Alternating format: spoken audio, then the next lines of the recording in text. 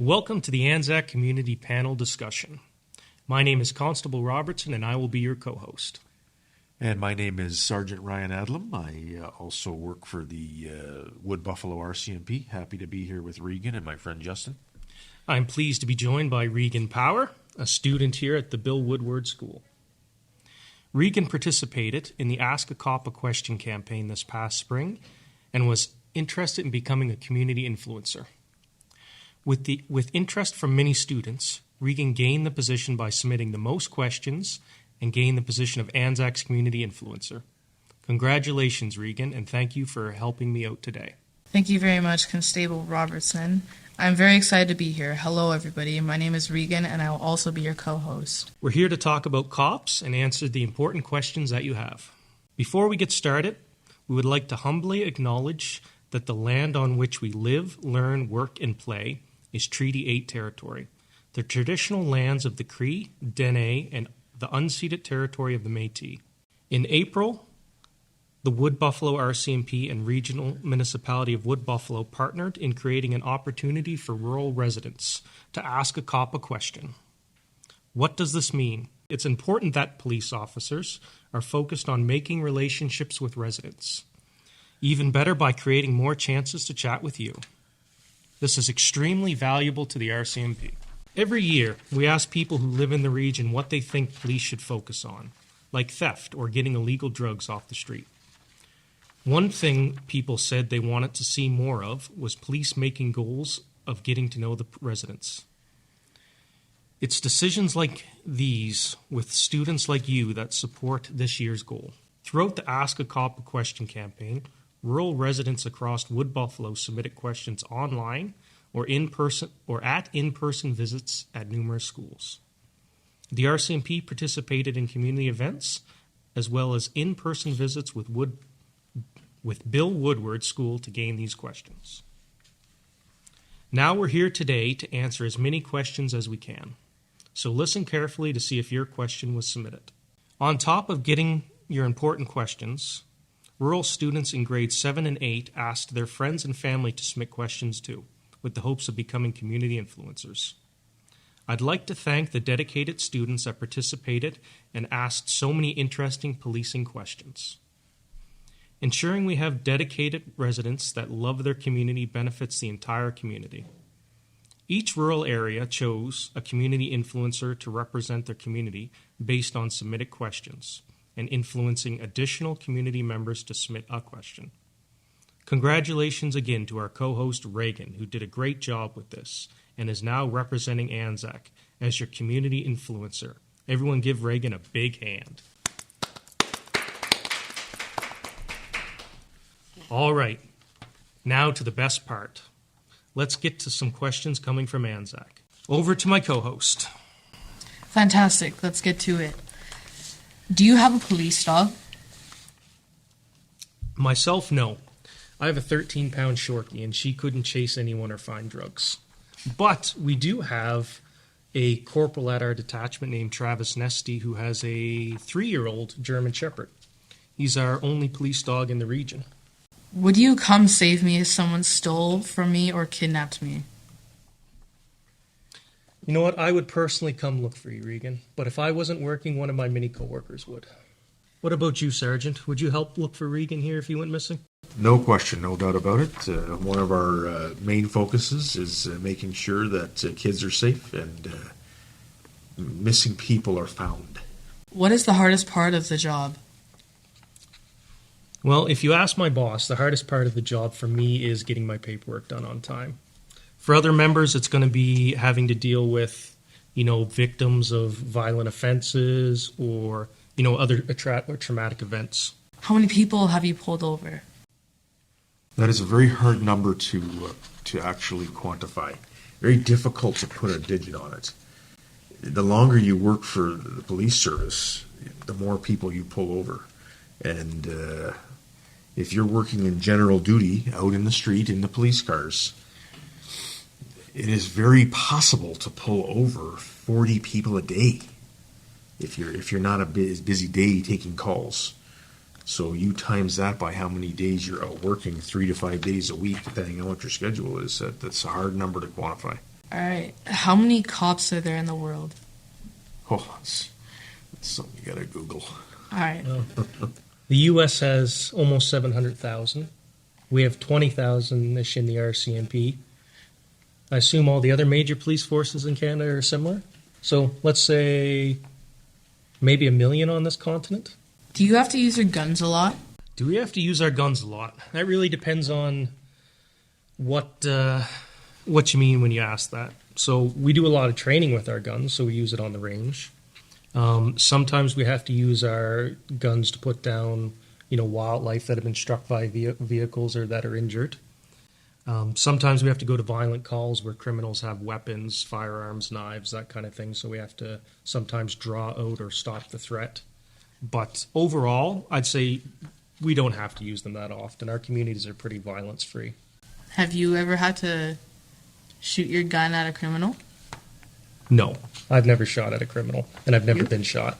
That would be the worst working day you could possibly imagine for a police officer. I personally have never had to shoot at a person, and I hope that I never ever have to. That is the last resort of trying to stop a threat. It is the last resort. Do you like your job? Most days. Some days are better than others. Sometimes it's stressful or busy, but overall it's been a good experience over the last 12-ish years. I love my job. I've done many things in my life, and this is the best job I ever had. The days go by fast. The work is very interesting. And when you get a job full-time, you'll know when you like your work, when the days go by quick. Regan, in a couple years, you could apply to the RCMP and do these questions for us. I'm not going in the RCMP. I'm going to go in the military. Oh, I did that before the RCMP. That's a good choice. What does a typical workday look like? Well, it really depends on what police unit or police section you're in. Myself, I'm seconded to the community policing unit, so my days start out with, patrolling school zones, visiting schools, doing public education sessions, presenting, stuff like that, crime reduction work. But when I was in traffic, I went out, wrote tickets, looked for impaired drivers, stuff like that. And, my day is very different than general duty, who responds to calls for service and, patrols the downtown core and our other areas, which is even different again from Sergeant Adlam's day. Why does the RCMP visit schools? It's very important to let all kids, youth, and even little children know that the police are available to them and that we're actually their friends. We don't want the kids and the youth to actually see our uniform and be afraid to talk to us. So it's very important to integrate, to go into the schools and get to know everybody so that they get to know you. Do you have to cut your hair short to become a cop? Well, if we're being honest, I cut my hair short because I'm going bald. Little bit embarrassed. I'm only 35. But we do have grooming standards. We have to have hair trimmed to a certain length, our beards trimmed to a certain length. What if you just tie it? Yeah, actually you can get exemptions depending on, culture, religion. Female members are allowed to have ponytails and things like that. But there is grooming standards for everybody. Do you have to do a training course to become a cop? Oh, yes. In fact, I used to be a teacher at the training academy. It's in Regina, Saskatchewan. You need to commit to 6 months living every day at that training academy in Regina, where it is the most intense police training program in Canada. The one you worked at? I worked there as a teacher, and Justin and I and every other RCMP officer went to school there for 6 months straight. You live right there, you eat there, you sleep there, you go to school every day from 6 to 6. And you train self-learning at night. It is, wow. It is one of the most intense experiences that I have ever engaged in my life.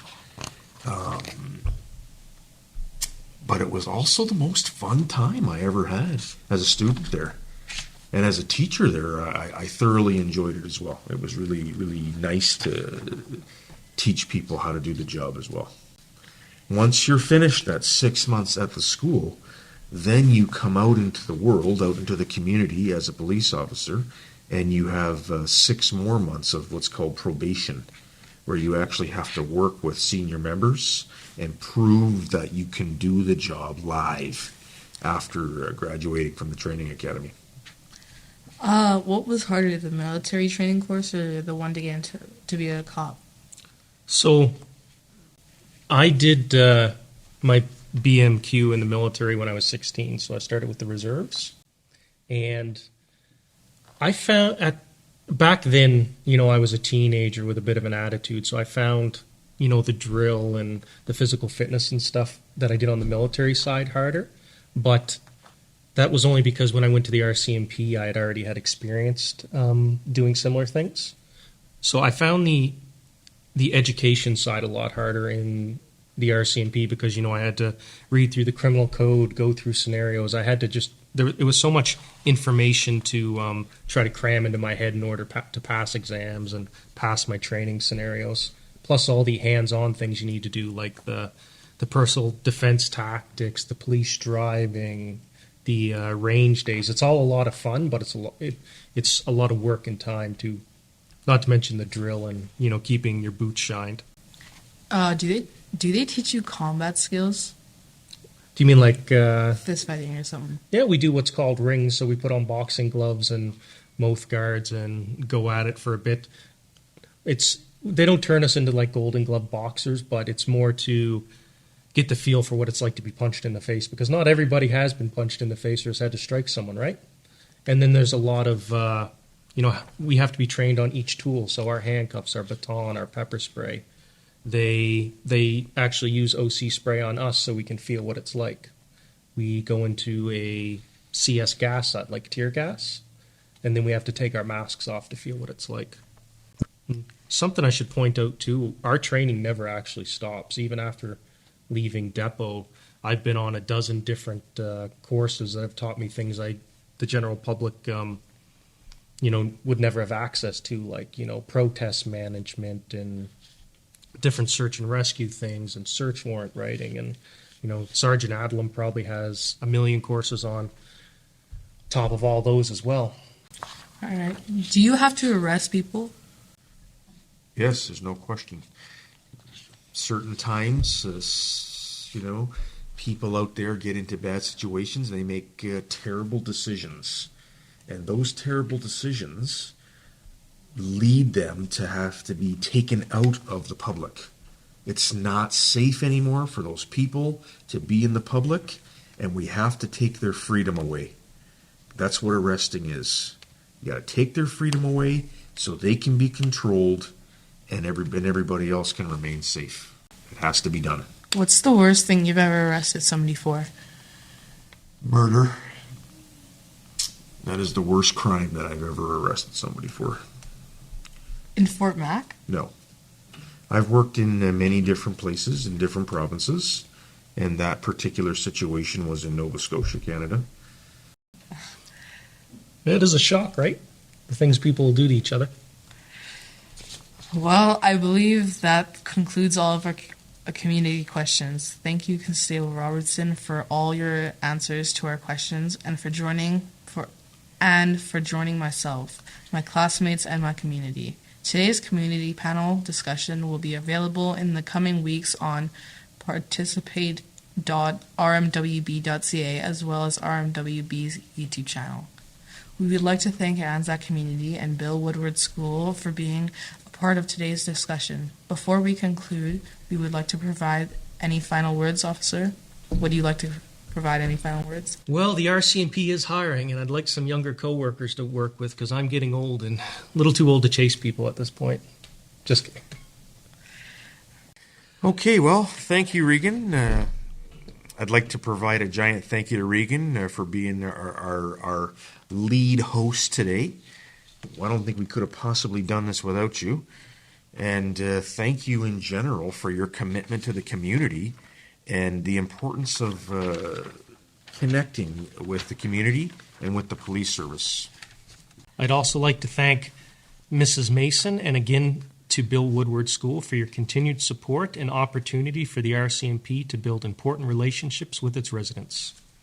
The RCMP looks forward to future community engagement opportunities to continue conversations with the residents. To stay up to date with engagements, please visit rmwb.ca/RCMP. For policing questions or inquiries, please reach out to our non-emergency telephone at 780-788-4040. Stay safe and be kind. Bye for now.